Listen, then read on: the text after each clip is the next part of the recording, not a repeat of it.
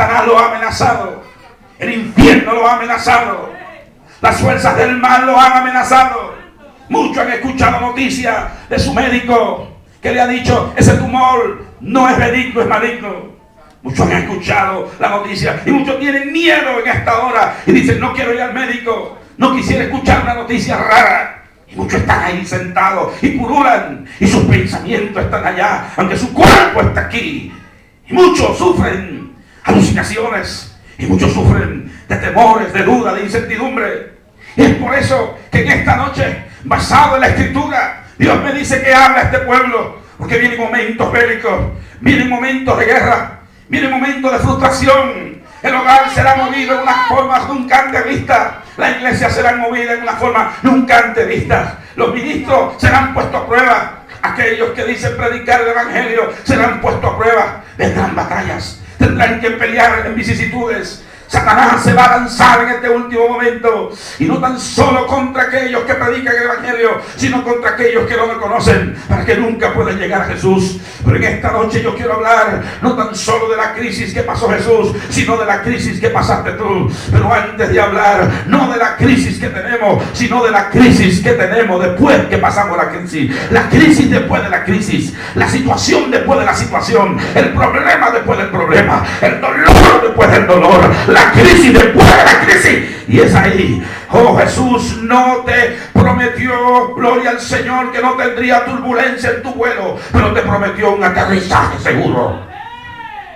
En el mundo habrá aflicciones, digo. En el mundo habrá dolor. En el mundo habrá caos, habrá crisis, habrá incertidumbre. Pero dijo: yo estaré contigo. Yo estaré contigo. El problema es quién está contigo en esta hora. El problema es quién se mete contigo en el pozo. Es quién se mete contigo. Amigo no es aquel que te dice: soy tu amigo, pero en medio de la crisis te deja solo. Amigo es el que, aunque no te lo dice, se mete contigo en el pozo, se mete contigo en la tribulación, se mete contigo en el dolor. Ese es el verdadero amigo. No es aquel que hace promesas pero no la cumple. El amigo es aquel que te dice la verdad. El verdadero amigo se hiere con la verdad para no matarse con la mentira. Es aquel que te enfrenta y te dice: estás mal pero te amo, estás mal pero te amo. Ese es el verdadero amigo, el que te dice: puede restaurarte, puede sanarte, puede llenarte. Ese es el verdadero amigo, el que te dice la verdad. Y en esta hora de frustración, yo quiero hablarte de la crisis después de la crisis. Ese problema que viene después del problema, esa problemática que viene. ¿Qué pasa cuando viene el matrimonio? Cuando viene el matrimonio y viene la crisis y viene el dolor. Tal vez no hubo noviazgo, y en el noviazgo no conocemos, no conociste con quién te casabas, y después de los 6 meses te das cuenta que te casaste con un paranoico,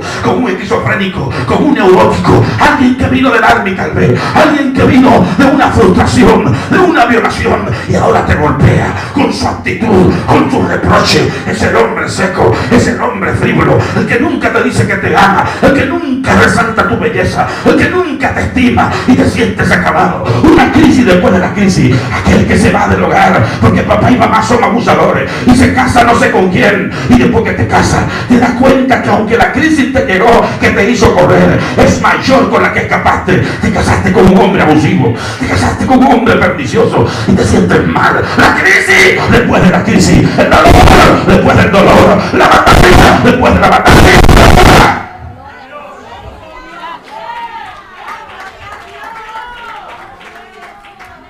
La crisis después de la crisis, la crisis después de la crisis, el dolor después del dolor, y te sientes angustiado.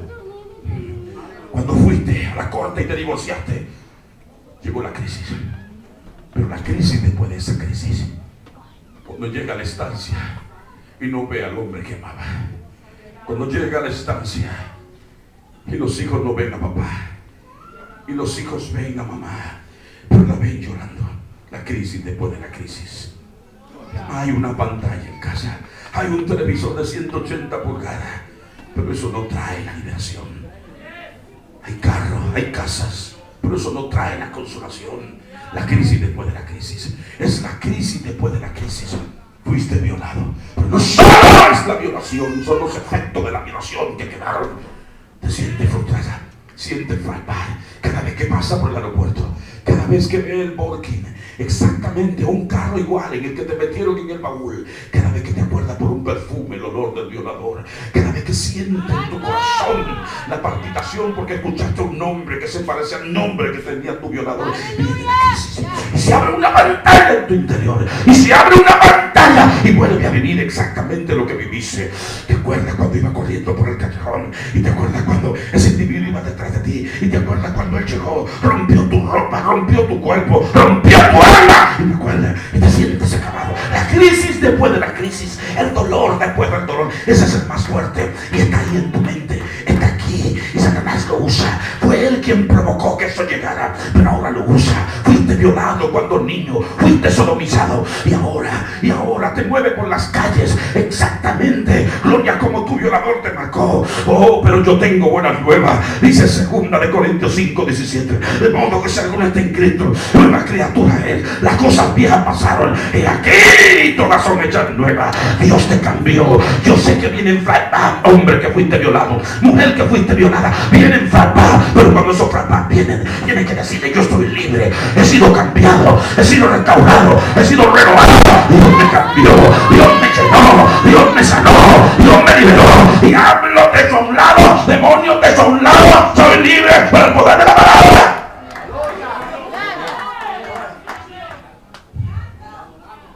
La crisis, después de la crisis, la crisis después de la crisis. Hay personas que se divorciaron ayer, pero hacen 5 años que estaba divorciado. Aquel que murió a los 70 años, pero hacían 40 años que ya estaba muerto. Crisis después de la crisis, dolor después del dolor. Y ahí está esa frustración que viene, esa frustración que sufre el hijo. Cuando nació, todo parecía maravilloso, se parecía a papá, el héroe de la casa. Pero 5 años después, 5 años después, el niño que era amado porque se parecía al padre, ahora es odiado porque el padre se fue y la madre está envenenada con ese hombre. Y cada vez que ves ese niño, ves la imagen de su propio esposo. Y hay ahí una crisis y ese niño sufre ahora. Y esa mujer sufre el dolor. Cada vez que ve a ese niño, ve a ese hombre. Pero cada vez que ve a ese hombre, ve el dolor. Pero cada vez que ve ese dolor, ve una cruz. Cada vez que ve la cruz, ve los clavos. Pero por allá no ve a Cristo porque todavía no ha abierto tus ojos. Pero en esta noche Jesús abre tus ojos y dice: Jesús está ahí. Él está ahí para que lo llame Bartimeo y limpie tu ceguera. Él está ahí para que lo llame Zaqueo y te haga aumentar de estatura moral. Él está ahí, Magdalena. Él puede sanar, Él puede libertarte de tu prostitución. Él está ahí. La crisis después de la crisis, la crisis después del problema. Llegó el problema, llegó la situación. Y no parece que nadie está a tu lado, pero Dios está a tu lado. Dios está a tu lado, aunque no lo vean, aunque no lo sientan, está ahí. No importa que no sienta el ruido, no importa que no sienta el silencio de su silencio, no importa que no sienta el color de su amor. Él está ahí contigo, Él va a tu lado. No importa, no importa, no importa. Llegó el divorcio, pero Cristo no se ha divorciado de ti. Llegó el cáncer, pero el sanador está contigo. El profeta puede estar enfermo, pero el Dios del profeta no. Ahí está, Él está contigo. No tengas miedo. El miedo es la avenida donde camina Satanás. Él se siente bien cuando está lleno de miedo. Miedo a lo que va a decir la gente, miedo a lo que hablaron de mí. Miedo. El 90% de nuestros pensamientos son pensamientos de miedo. ¿Y qué si la gente no me acepta? ¿Y qué si la gente me rechaza? ¿Y qué si no consigo lo que tengo que conseguir? ¿Y qué si lo consigo? Ahí está el miedo. El miedo te paraliza. Cristiano paralizado, tú le das una parte para que canten en la iglesia y no saben qué cantar. Están llenos de miedo, están llenos de frustración. Pero llegó la hora. Jesús dijo: en el mundo tendréis aflicciones, más confía, yo he vencido al mundo. Él te dijo que son las crisis las que él usa para poder llevarte a tu altura, para poder llevarte al nivel que él quiere. Son las crisis. Un boxeador tiene que practicar, un luchador tiene que practicar, un karateca tiene que practicar. El cristiano necesita esa crisis, necesita ese dolor, necesita esa batalla, necesita. Anda tu mano y alaba a Dios. Crisis después de la crisis. Crisis después de la crisis. Te sientes sientes sola. Yo lo sé. Nos hemos sentido solos en medio de una muchedumbre. Eres solo un número. Eres solo un número. 584.